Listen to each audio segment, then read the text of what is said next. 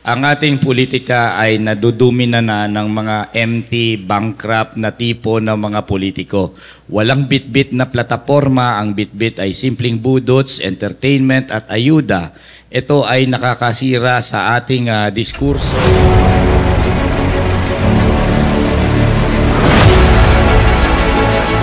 Dahil ang mga tulad ko ay rare na ngayon sa Philippine politics. Ang ating politika ay nadudumina na ng mga empty, bankrupt na tipo ng mga politiko. Walang bitbit na plataporma, ang bitbit ay simpleng budots, entertainment at ayuda. Ito ay nakakasira sa ating diskurso at ang ating mga masang Pilipino ay nahaharap sa matinding mga problema. Wala silang nakikitang mga solusyon sa kahirapan. Ang ating plataforma ay buhay na natin. Ako ay mass movement leader, ako ay labor leader, sanay na sanay sa paghahanap ng solusyon sa kahirapan tulad ng sahod na hindi nakabubuhay. Pinaglalaban yan natin may eleksyon man o wala. Tulad ng pagwakas ng kontraktualisasyon na napaka-importanting question na matagal na nating pinaglalaban. May eleksyon man o wala, yan ay atin binibitbit. Tulad ng mga hinaing ng mga magsasaka, mga mangingisda, mga maralita, mga MSME. Yan ay part and parcel ng ating plataforma at bibitbitin natin sa Senado. At hindi yan isang pangako. Hindi tayo nangangako. Yan ay buhay natin bilang mass movement leader. Ibig sabihin, papasok ako sa Senado at hindi ko aalisin ang aking bihis, hindi ako magpapalit ng bihis bilang mass movement leader. Ako'y papasok sa Senado bilang labor leader pa rin. Kaya bit-bit ko rin ang passion ng isang labor leader na pinaglalaban ang cause ng mga naaapi sa ating lipunan, ng mga naaapi sa ating lipunan. Isa sa pinakabago at mabibit-bit natin sa Senado ay yung tapang at saka passion na hindi na nakakita natin sa ating mga politiko. At pagdala kay Rodrigo Duterte sa The Hague. Dahil kapag hinayaan natin ng isang mass murderer na pumatay ng 30,000 nating mga kababayan, na mga may hirap, mind you, mga may hirap na galing sa basihang masa, kapag hindi natin pinarusahan yan ay magiging president sa ating bansa at tutularan. Ang bansa natin, bansang Pilipinas, ito ay factory ng mga mass murderer. Dahil ang ating political na sistema dito ay hawak ng mga political dynasty. At alam natin na ang mga political dynasty ay pumapatay. Ang mga political dynasty ay gumagamit ng harassment, intimidation para sila ay manatili sa pwesto. Tanungin mo ang experience ng ordinaryong Juan doon sa mga lugar na pinamumunuan ng political dynasty. Pag sila ay kumontra sa dinastiya, wala silang benepisyo, wala silang public service, wala silang ayuda, at the same time natatakutin sila at umaabot na nga yan sa patayan. Ang bansang Pilipinas ay the deadliest country for journalists and media practitioners. Bakit? Kapag ang ating mga media practitioner ay kinriticize nila ang political clan o political dynasty, patay sila. Ang mga estudyante na mga nagkikriticize sa dynasty, nakaka-experience ng harassment. I know that firsthand. I went to Camarines Sur. So, ang ating bansa at ang lipunang Pilipino ay talagang magkikreate ng mga tulad ni Rodrigo Duterte kung saan ang impunity ang nagiging rule sa ating bansa. Kung hindi natin paparusahan ang mga tulad ni Duterte, makaka-encourage lang yan sa mga abusado sa ating pwesto na gumamit ng dahas, gumamit ng security forces, gumamit ng mga pulis at militar upang pumatay with impunity. Importanteng maparusahan si Rodrigo, importanteng magkaroon ng example ng justice. Neutral ang paliwanag sa pagkakaroon ng political dynasty.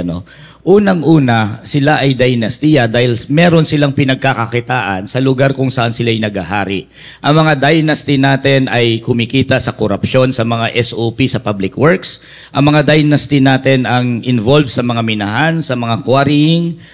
Ang dynasty natin involved sa mga illegal gambling, illegal drugs. Ang dynasty natin ang involved sa mga land grabbing. Kaya sila nasa pwesto ay upang mapanatili ang kanilang mode of accumulating wealth. At para sila magtuloy-tuloy sa ganyan, kailangan talaga nilang ipamana ang pwesto sa kanilang mga anak, mga asawa, sa kanilang pamilya because it is a matter of survival for their own economic operation. At kailangan nilang gumamit ng dahas dahil hindi naman totoo na they are freely voted into office. Walang mabuting dinastiya, wala. Mass movement leader, I do not jettison my personality as a mass movement leader when I enter the Senate. I am very much a mass movement leader when I enter the halls of the Senate. And as a mass movement leader, I do organize the masses. I organize the laborers, I organize the workers in order to fight for their rights. And I will do the same. You know, the process of lawmaking for laws that are pro-people, hindi lang naman yan nang propose ka lang ng batas para i-deny ng committee level, sa committee level, i-deny ng mga mambabatas pagdating sa second reading or third reading. It's not like that. The land reform law, for example, was passed through a Congress dominated by our landlords because there is a mass movement that forced their hand. And I very much intend to use my position as senator in order to build a mass movement against the dynasties at the same time that I will propose an anti-dynasty legislation. I know very well that our justice system has its weaknesses. Simpleng murder siguro pwede. Di ba? Pagpatay ng isa o dalawa, pwede. Kaya ng ating mga investigatory agencies mag-produce ng mga proof at kaya ng ating justice system na elitist yan. Pero we are talking here about mass murder. We are talking here about a systematic way of killing kung saan ito ay ilalagay mo ngayon sa isang justice system na in the meantime system na ito, ang justice system na to has acquitted Imelda Marcos for all charges of graft and corruption. Why? Medyo komplikado, medyo matinding mga proof ang kailangan, ang ating mga investigatory arms hindi ready sa ganon. Pero these international bodies very well has an experience. They have punished the Nazis during World War II. Therefore, it is more with confidence that I would say na kaya ng international bodies na ito. Kasi illegal yung pagtanggal ng pera ng PhilHealth na galing sa kanyang mga reserve fund. Ang reserve fund ay talagang tinatalaga ng batas na magkaroon ng PhilHealth dahil hindi naman pwedeng ubusin ng PhilHealth ang kanyang pera in order to cover all the claims ng benefits sa PhilHealth system. Kasi insurance pa rin yan eh. Kailangan niya talaga magreserba. Anong ginawa ng gobyerno? Sabi ng gobyerno, teka muna, ang dami mong reserve fund. Kunin ko kaya yung, it's not only 60 actually, it's 90 that is slated. 89 actually to be exact. Yes, that is slated to be brought back to the Philippine government. And illegal yun. Illegal. Kasi sasabihin ng gobyerno, kasi meron naman kaming subsidy, di ba? At ang subsidy naman namin ngayon, hindi nagagamit dahil malaking reserve fund. Of course, kailangan ng reserve fund ng PhilHealth. It will be used eventually. Pag tinanggal mo yan, hindi na makukover ang mga subsequent claims ng ating mga kababayan. Illegal yan dahil unang-una, obligado rin sila magbigay ng subsidy. Obligado ba as a matter of law? Ang ating batas, ang ating syntaxes, ating Universal Healthcare Law, yung nakasaad na lahat ay miyembro ng PhilHealth, registered man o wala, may pambayad man ng premium o wala. Sino magbabayad ng premium para dun sa mga hindi makapagbayad ng premium? Yan yung ating government subsidy. Kung babawiin mo yan, anong mangyayari? Di ibig sabihin, violate mo ang batas, mandating you to put in public funds for PhilHealth.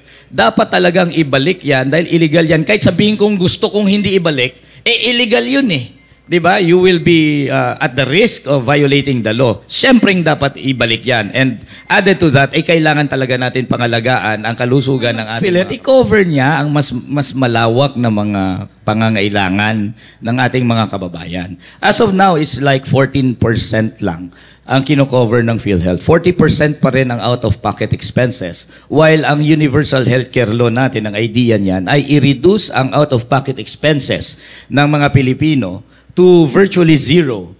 At mas malawak dapat na i-cover yan ng ating insurance, public insurance system. Ibig sabihin ang public health dapat ay kayang i-avail ng lahat, mahirap man o mayaman. So therefore, dapat palawakin pa dapat ng PhilHealth ang kanyang coverage. Dapat i-include niya yung mga primary healthcare, mga check-up, at palakihin niya yung makukover na gastusin sa ating mga medical bills. Whatever amendment that I would do is in order to improve yung pag-apply or implement ng idea behind it. That the idea behind it, ang ating mga kababayan dapat hindi mamamatay dahil wala silang pambayad sa bill. 'Di ba? Kailangan ang public monies ay dinidevote sa kalusugan ng ating mga kababayan. And of course, part of that is actually to amend our health system altogether. Ang health system natin kasi hindi nakatuon dun sa community level eh. Dapat sa community level, nandun na, ina-address na ng gobyerno ang health needs ng mga Pilipino. Dapat ang ating mga healthcare workers ay nagpo-provide ng healthcare needs in order to prevent diseases and sickness at huwag mag-aggravate na dadalhin mo pa sila sa ospital. Hand in hand with that, kailangan dyan i-amend ang universal healthcare. Kailangan siguro gawin nating mandatory pagdating sa mga employer, ano? Kasi, or gawin nating mas malaki rin ang share ng gobyerno. Kailangan ang ating mga kababayan, dahil sila'y nagtatrabaho na, di ba? Nag-contribute na sila sa ekonomiya. Ang kanilang lakas paggawa nag-create ng wealth, nag-create ng surplus sa ating mga kumpanya, sa ating mga businesses. Dapat ang mga mag-carry ng burden ng public health ay ang mga businesses na ito. It could either be through taxes, mag-tax ang gobyerno, tapos ang tax na kinukuha ng gobyerno sa ating mga private companies, sa mga employer, gagamitin nila na i-cover ang health needs ng lahat. Or gagawin natin na mag-contribute sila sa public health system.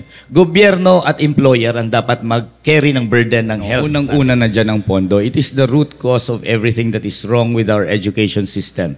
Dahil ang pondo natin below the international standard, and it is even violative of the constitutional mandate na dapat ang highest budgetary priority ay nasa edukasyon. It is below the international standard dahil international standards dictate na dapat 6% of the GDP will go to education. Ang ating education budget ay pumapalo lang ng 3 to 4% of the GDP. So therefore, anong effect? Ang effect niyan, wala tayong pondo para patakbuhin ng ating state colleges and universities.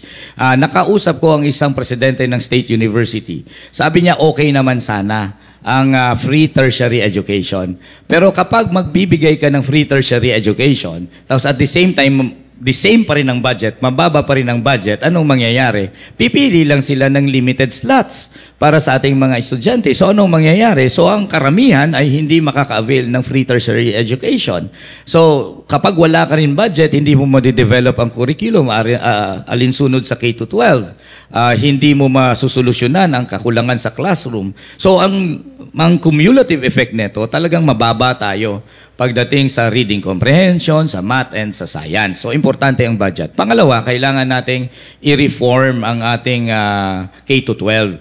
Importante na dapat ang ating edukasyon ay geared towards full human development.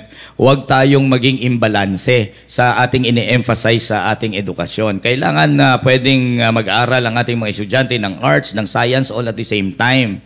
And thirdly, kailangan natin siguro gamitin ng ating mother tongue as a medium of instruction. Kaya tayo mababa sa comprehension skills. Kasi English ang instruction, English din ang test. Kailangan natin gamitin ang mother tongue. Hindi ibig sabihin i-abandon ang English as specialization.